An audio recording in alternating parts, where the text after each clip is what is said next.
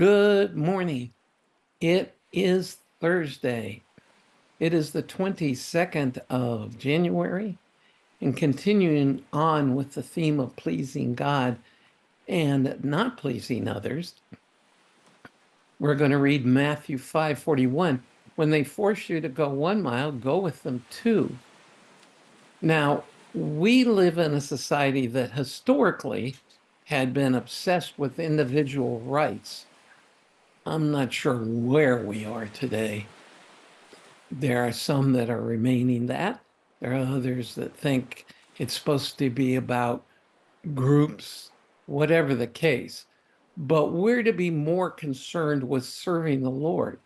And so that means if we're asked to do something that we really don't want to do, and it's not about trying to win somebody's approval, but God is leading us to do so, we must be willing to, in effect, walk that second mile. In other words, we're more concerned about God's desires for us than our rights and what we want.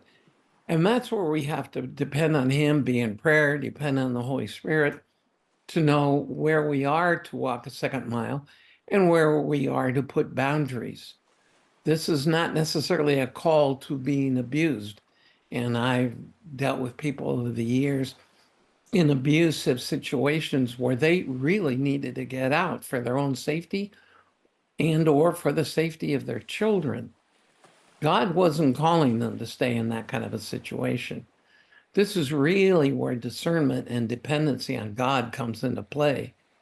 But the underlying premise here is the desire to please Him rather than be concerned about our own rights and our own circumstances.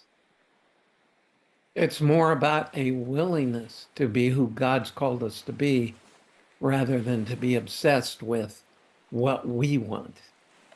And that's part of being owned by Him because He paid for us with the price of Christ's shed blood.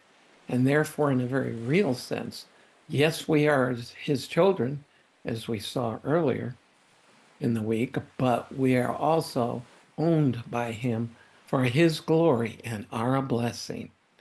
And accordingly, I'll see you again tomorrow.